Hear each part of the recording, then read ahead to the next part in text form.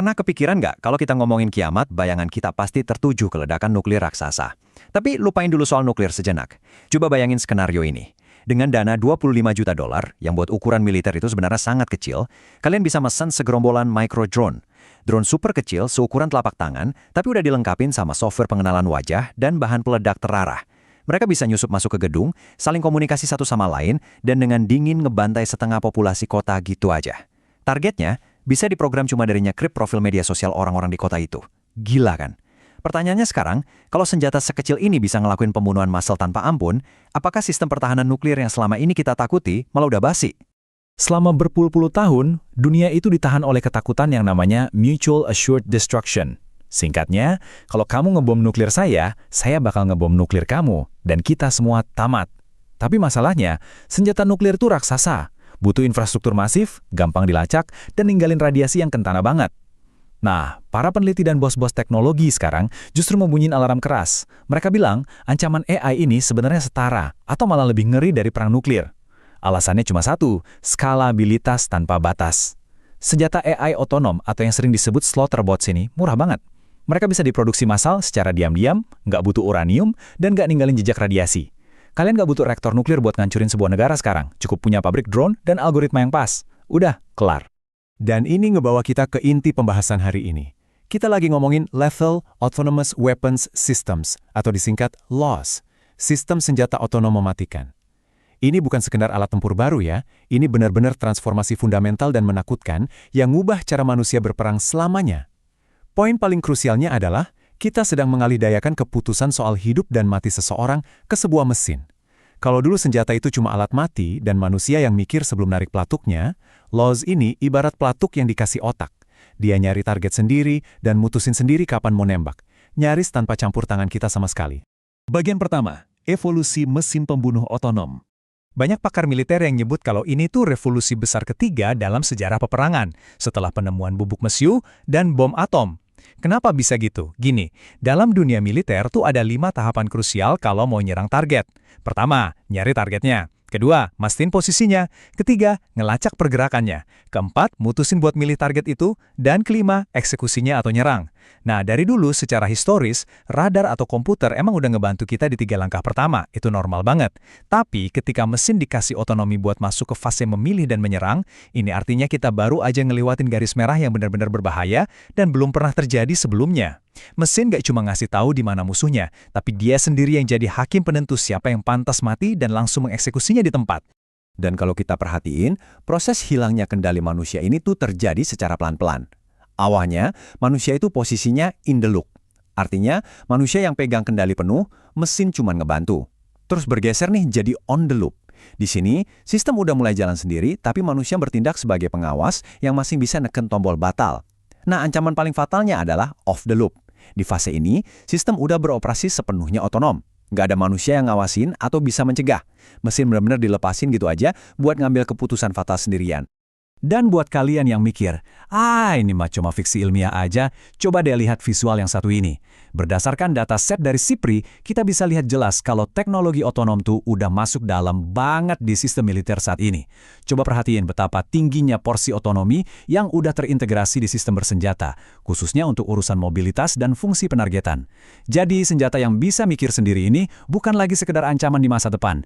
Ini adalah realitas yang benar-benar udah terjadi di medan perang detik ini juga. Bagian kedua, debat keamanan versus efisiensi perang. Terus muncul dong pertanyaan logisnya, kalau senjata otonom ini emang seberbahaya itu, kenapa negara-negara di seluruh dunia malah balapan buat bikin? Jawabannya jelas, efisiensi. Para ahli strategi berargumen kalau LAWs ini nawarin akurasi tingkat tinggi, jangkauan yang luas, dan yang paling menggiurkan buat politisi adalah biaya politik yang rendah.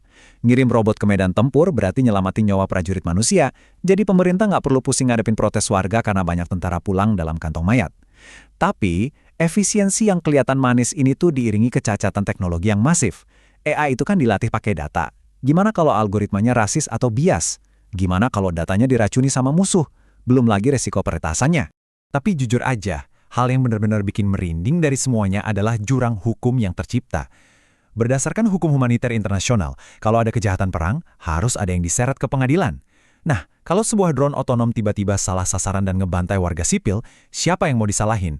Apakah si programmer yang nulis kodingnya bertahun-tahun lalu? Atau komandan militer yang cuma neken tombol on tapi nggak ngerti apa-apa soal kodingnya? Atau algoritmanya yang kalian penjara? Kalian kan nggak bisa memenjarakan sebaris kode komputer. Ini berarti kalau sampai ada pembantaian massal oleh loss, pertanggungjawaban hukum yang adil itu secara praktis mustahil buat ditegakkan. Bagian ketiga, paradoks kotak hitam AI. Nah, celah tersembunyi inilah yang sering banget dilewatin sama para ahli strategi saat mereka nyoba memodernisasi sistem komando nuklir mereka pakai AI. Kita selama ini kan kenal yang namanya Mutual Assured Destruction sebagai penjaga perdamaian. Tapi menurut riset akademis terbaru, masukin AI ke kontrol nuklir itu sama sekali nggak nyiptain stabilitas. Malahan ini nyiptain apa yang disebut paradoks kotak hitam. AI membalikan keadaan dunia dari yang tadinya saling menghancurkan mutlak menjadi Mutual Assured Vulnerability atau kerentanan mutlak bersama. Di abad 21 ini, perlombaannya bukan lagi soal seberapa besar ledakannya, tapi seberapa cepat sistemnya ngerespons.